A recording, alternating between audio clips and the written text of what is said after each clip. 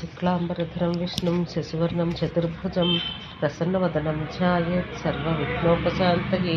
28వ అధ్యాయం శివార్చన తత్వ సంఖ్యాది వర్ణనం.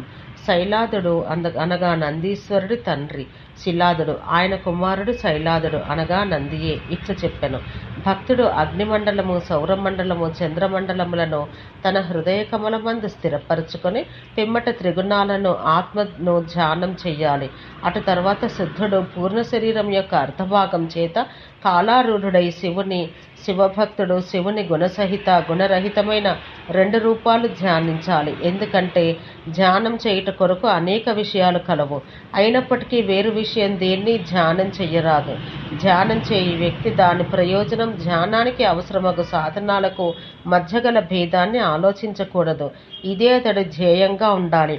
ఒకవేళ అతడు వేరు విషయం గురించి ధ్యానించిన ఎడల అతని మనస్సందు జ్ఞానోదయం కలగదు.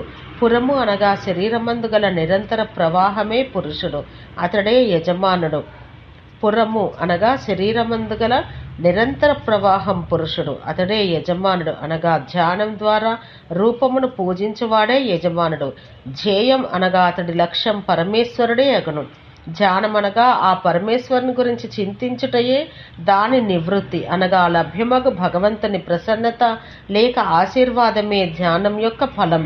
ఈ విషయం తెలుసుకున్నవాడే ప్రధానుడు. అంతేకాక అతడే పురుషుని యొక్క వాస్తవిక సత్యాన్ని సరైన విధంగా తెలుసుకొనగలడు. ఇక్కడ పరమేశ్వర జ్ఞానం యొక్క ప్రయోజనం 26 ధ్యేయములగును. ధ్యానమనగా జీవము 25 కలవు. అవ్యక్తం లేక ప్రధానములు 24, మహతాదులు 7 సంఖ్య కలవి. మహత్తు అహంకారం 5 తన్మాత్రలు, కర్మేంద్రియములు 5, జ్ఞానేంద్రియములు 5, బుద్ధి మనస్సు పంచభూతాలు. అందుచేత శివుడు 26వ వాడు. అతడే కర్త భర్త అనగా నిర్వహించువాడు. అతడు బ్రహ్మ కంటే అధికుడు. బ్రహ్మకు కూడా అతడే కర్త అనగా స్రష్ట, బ్రహ్మను సృజించిన వాడు.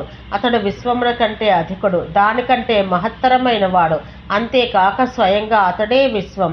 తల్లి తండ్రి లేకనే బిడ్డ యొక్క జన్మం ఎట్లు అసంభవమో అదేవిధంగా శివపార్వతులు లేక 3 లోకాలు ఉత్పన్నములే అయి ఉండేవి కావు. కాలమనగా సమయం ప్రతి వస్తువు కొరకు వేచి ఉండి అభివృద్ధి పరచును. మహేశ్వరుడగు శివుడు ఎల్లప్పుడూ కాలాన్ని అభివృద్ధి పరుస్తూ ఉండును అని చెప్పగా, బ్రహ్మకుమారుడగు సనత్కుమారుడు నందితో మహాదేవుడకు పరమాత్ముడు స్వయంగా కర్తయ్యని ఎడల ప్రతి ఆత్మ యొక్క క్రియాకలాపాలను ఆయనయే నీ ద్వారా ఎట్లు చేయించగలుగును. కానీ పరమేశ్వరుడు నిత్యుడు, శుద్ధుడు, విశుద్ధుడు, నిష్కలుడు అని చెప్పబడుతున్నాడు కదా. అట్టి ఎడ ఆయన ముక్తిదాత ఎట్లు కాగలడు? ఆయన నిర్గుణుడైన ఆయన చేయి పనులెట్టివి అని మరలా ప్రశ్నించను.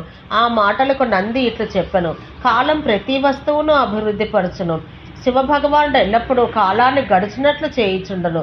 మనసు శివుని యందు నిష్కలంగా ఉండిన ఎడల శివుడు తన సత్యమగు నిర్గుణ ప్రకృతిని ప్రకాశింపచేయును. ఆయనని యొక్క కృత్యాల చేతనే ఈ ప్రపంచమంతా ప్రతిష్ఠితమై ఉంది అనగా అస్తిత్వం కలిగి ఉంది. దేవదేవుడైన శివుని అష్టమూర్తి యొక్క ప్రతినిధి రూపమే ఈ జగత్తు. పంచభూతములకు పృథ్వీ, జలం, వాయువు, అగ్ని, ఆకాశములు లేకుండా యజమానుడు లేక సూర్యచంద్రులు లేక ఈ జగత్తుకు అస్తిత్వమే లేదు. ఆలోచించి చూడగా ఈ జగత్తుల యొక్క సంపూర్ణ చరాచరములన్నీ శివుని రూపములే అని స్పష్టమగను. ఓ ద్విజోత్తములారా, ఋషిగణములు సూక్ష్మము అని దేన్ని అందరూ వేదములు ఏమని ఘోషిస్తున్నావో అది మనసుతో పాటు వాక్కు పొందలేక తిరిగి వస్తున్నది. అనగా మనసు, వాక్కు మొదలైనవి పొందగలవాని కంటే భగవంతుడు అతీతుడు లేక పరుడు. బ్రహ్మానందాన్ని ప్రాప్తింపచేసుకొని పండితులు కూడా ఎచ్చటను ఎవరికిని భయపడరు. అందుకే పినాకధారియకు శివుడు ఆనందం తెలుసుకొనుట చేత ఎవరి వల్లనూ భయం ఉండదు. తత్వదర్శులకు మునిగణములు తాము అనుభవించిన తర్వాత తెలుపునది ఏమనగా అంతటను అన్నియును శివుని విభూతులే. అందువల్ల వారు సర్వము రుద్రుడే అనగా ప్రతిదీ రుద్రరూపమే అంటారు. పరమేష్ఠియకు బ్రహ్మ నమస్కరించిన తర్వాత వ్యక్తి గౌరవం పెంపొందును. అది అంతా బ్రహ్మమే. ప్రతి వస్తువు రుద్రుడే. పురుషుడు మహాదేవుడే. శివుడు ఉచ్చతముడైన దేవదేవుడు. ఈ విధంగా శివుని యొక్క విశిష్టత తెలుపబడింది. ఆ శివుని విశిష్టతలపై మనసు లగ్నం చేయుటయే పూర్ణ చింతనం. సువ్రతుడా, ఆ భగవంతుని చింతన ప్రాణ మనో విజ్ఞాన ఆనంద అట్లే అన్నమయ కోశ సహిత మార్గం లేక విధిచేత చేయవలను. ఈ జగత్తు యొక్క అస్తిత్వ కారణం అదే విశ్వం, అదే మోక్ష హేతువు. యోగుల చింతకుల కొరకు 4 వ్యూహాలు కలిగిన మార్గం నిర్ధారించబడింది. చింతనము అనేక రకాలు.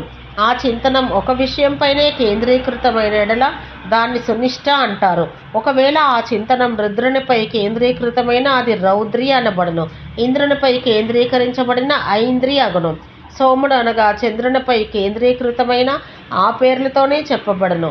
ఒకవేళ భక్తుడు తన మనస్సును ద్విధ అనగా 2 విధాలుగా అది నేనే, నేను, అది అని చింతన చేస్తే ఆ మననమును బ్రాహ్మీ చింతనం అంటారు. బ్రాహ్మణోత్తములారా, ఈ విధంగా భక్తులకు ఈ చరాచర జగత్తంతటిని బ్రాహ్మీమయ రూపంలో ధ్యానం చేయవలను. తాను కోరిన లక్ష్యాన్ని మనసునందుంచుకుని అనగా స్మరిస్తూ భక్తుడు చరాచర విభాగాన్ని వదిలివేయాలి. అట్లు వదులుట తగినదేనా?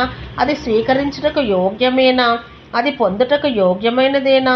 ప్రాప్తింప చేసుకున్నటకు యోగ్యమైనది ఏది కాదు?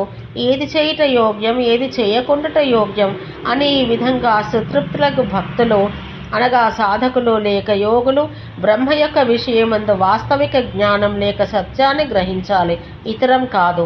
ఈ విధంగా క్రమానుగతంగా శివుని యొక్క అభ్యంతర పూజ గురించి నేను తెలియజేశాను. ఈ అభ్యంతర పూజ యందు కూడా నమస్కారం మొదలగు విహిత కర్మలు చేయవలసి ఉంటుంది.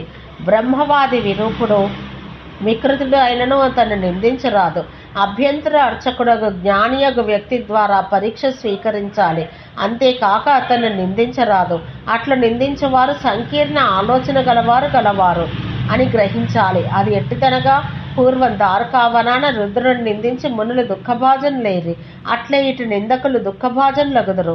వర్ణాశ్రమ ధర్మాలు పాటించే వ్యక్తుల ద్వారా వర్ణాశ్రమ కఠోర అనుశాసకుల నుంచి ముక్తులై బ్రహ్మవిధులు, బ్రహ్మజ్ఞానులు, నిరంతర సేవాయోగ్యులు, నమస్కార యోగ్యులు అవుతారు.